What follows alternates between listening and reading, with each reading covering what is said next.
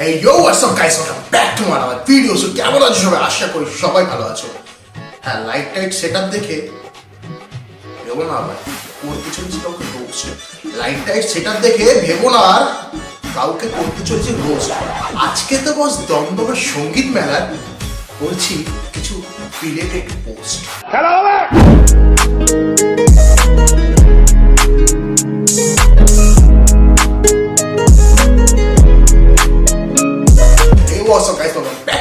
Video so আজকে আমি কথা বলবো দমদমের সেই বিশ্ববিখ্যাত সঙ্গীত মেলা নিয়ে, যেখানে আমি কিছুদিন আগে গিয়েছিলাম, ট্যাং ট্যাং করে নাচতে নাচতে চলে গিয়েছিলাম। কে আসছে? আমার গুরুদেব আসছে, ফসিলসের রূপম ইসলাম। আর চারিদিকে বস এত হট্টগোল ছিল না, জাস্ট প্রাণ জুড়িয়ে গেছে যে আজকে কনসার্ট দেখেই বাড়ি ফিরবো বস।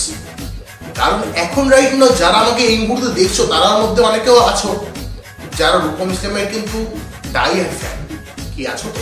বেরিয়ে পড়ার পর বস আমাদের সাথে যেটা ঘটেছিল, সেদিন আমার সঙ্গে আশাও ছিল বেসিক্যালি। তো ওই দিন আমরা যাই, গিয়ে ঘটনা সূত্রে কি হয়, যেন প্রথম ভেবেছিলাম আগে যাচ্ছি, মানে আগে রাস্তাঘাটটা একদম ফাঁকা থাকবে, সামনে গিয়ে ফসিলস ব্যান্ডের শো দেখতে পারবো। তখন দেখি প্রচন্ড ক্রাউড, প্রচন্ড লোক, মানে নাই করে তোমরা যদি ভাবো বাইরে কম করেও যদি আমার চেক্সরে মেশিন দিয়েও দেখা হয়, আমার নাই করে সেদিন বাইরে 5 থেকে 6 হাজার ছিল আর ভিতরেরটা ফাঁকাই ছিল। তো আমার কথা হচ্ছে তখন রূপমদা কিন্তু আসেনি, এটাই মেন কথা। রূপমদা কিন্তু তখন আসেনি, আমাদের বাইরে বের করে দেওয়া হয়, গেটের ভিতরে ঢোকা হয় না। পাশ পেয়েও ঢুকতে পারছে না, কোনো লাভ নেই, আমরা সব পাড়ার ছেলে আমরাও ঢুকতে পারছি। ওইটাই হচ্ছে, ওইটাই করা জানো, এটা যখন সবার জন্য শোটা করা, আমার এইসব করা উচিতই না।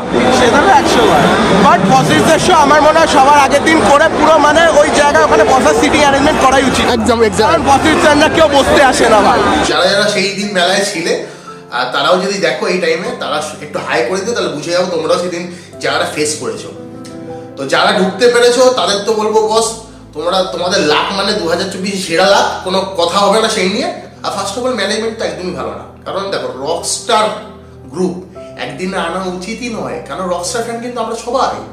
রকের ফ্যান কারা আছো তো? হ্যাঁ, তার জন্য তো দেখছো ভিডিওটা রকের ফ্যান বলে। যখন রূপমদার ইন্ট্রো হয়, মানে বাইরে যখন গাড়ি নিয়ে আসে, তখন কিন্তু লোকের না ওই ভিতরে স্পার্ক, জয় রক, শিরায় শিরায় রক্ত, শিরায় শিরায় রক্ত, রূপমদার ভক্ত, শিরায় শিরায় রক্ত, রূপমদার ভক্ত, জয় রক। আর রূপমদা এন্টার করার পর, মানে ওই মেলার মধ্যে এন্টার করার পর পুলিশ কাকুরা আমায় বলে 5 মিনিট ওয়েট করে যাও, আমরা খুলে দিচ্ছি। সেই দিন আমি সব পুলিশকে উল্লেখ করে বলবো না, আমি সেদিনের যে কটা পুলিশ ছিল তাদেরও আমি সম্মান জানিয়ে বলবো, আর যাদের সম্মান জানাবো না তাদের খিস্তি মেরে বলবো। সেবা যা ছেড়ার আমার ছেড়ে নিও, একটুখানি বলছি, ঠিক আছে? পুলিশ কাকুরা বলে একটু ওয়েট করে যাও, মানে আমার মতো অনেক পাগল ফ্যানরা সেদিন ছিল ওখানে, তো একটু ওয়েট করে আমরা ঢুকিয়ে দেবো। আমার কথা হচ্ছে যদি না ঢোকানো হয় ডিরেক্ট মুখের উপর বলে দাও আমরা তোমাদের ঢোকাতে পারবো না, তোমরা প্লিজ জায়গাটা ফাঁকা করে দাও। তাহলে মানুষের কষ্ট হয় না, ঝামেলা হয় না, অশান্তি হয় না। মানুষ ওই দিন ভিড় বাড়িয়েছিল বলে ওখানে গাড়ি ঘোড়া বন্ধ হয়ে গেছিলো। তোমরা ভিডিওতে দেখতে পাচ্ছ গাড়ি ঘোড়া অলরেডি বন্ধ হয়ে গেছে সেই, কেন এতটা লোক হয়েছিল বাইরে। তার মধ্যে আমার একটু পায়ে ইনজুর হয়েছিল, সেই ইনজুর নিয়ে কিন্তু আমি গেছি, মানে বুঝতে পারছো, পাগল ফ্যান গেছি। তো ওই দিন যাওয়ার পরে যখন আমাদের ঢুকতে দিল না, তাও আমরা কিন্তু বাইরে থেকে গান শোনার চেষ্টা করেছি, বাইরে কিন্তু আমরা গলা মিলিয়েছি।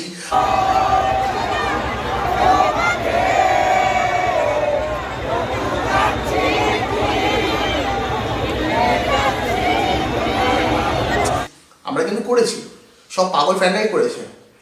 হয়তো যারা ছিল সেদিন তারাও করেছো, তারা যদি এখন আমাকে দেখছো তারাও করেছো, আমি জানি এটা মিথ্যে কথা না, এটা সবাই করে, কারণ আমরা পাগল ফ্যান।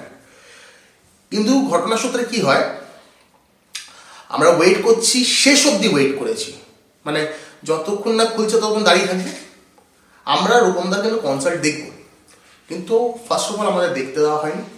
সেকেন্ড অফ অল কি হয়,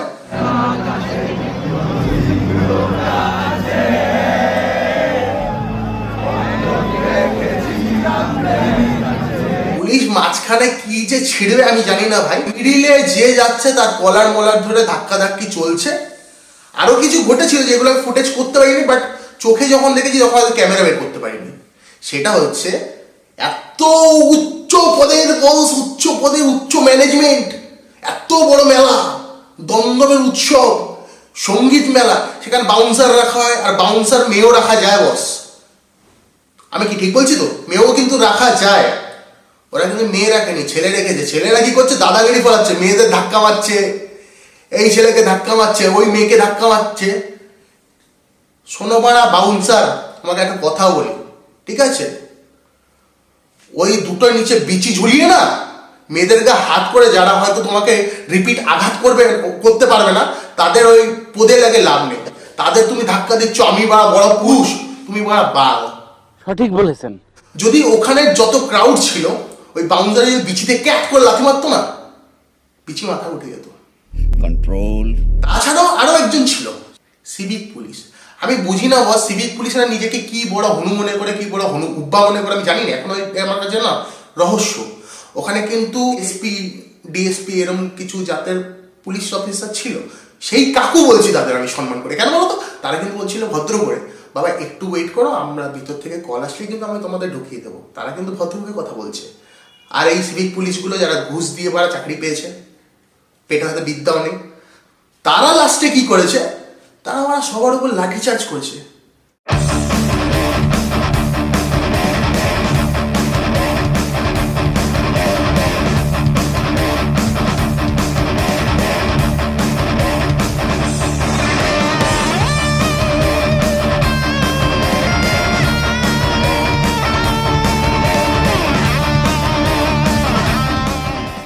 আমি একটা কথাই বলার বস, তোমাকে বাড়া রেখেছে কে বাড়া? তোমাকে লাঠিচার্জ করার সাহসটা কোন বোকা চোদা দিয়েছে?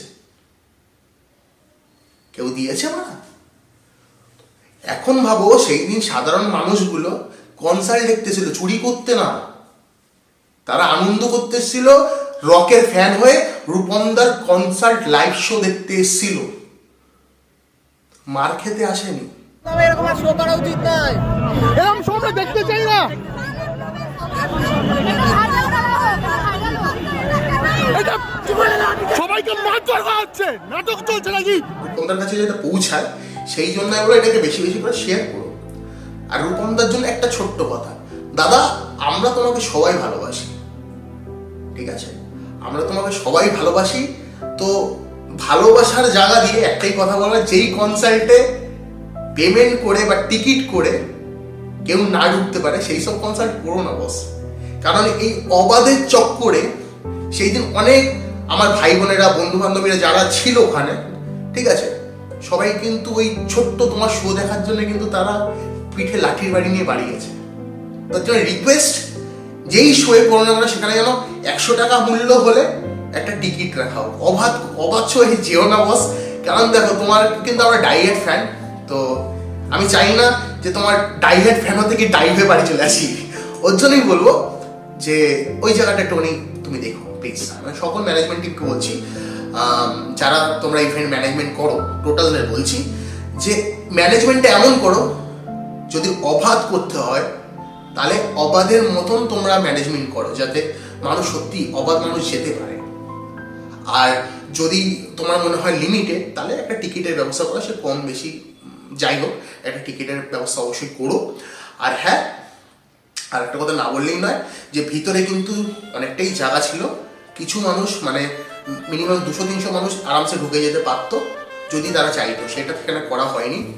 আর একটা রক ব্যান্ডে দিন ভিআইপি, ভিভিআইপি এরকম সিট রাখা হয়েছিল।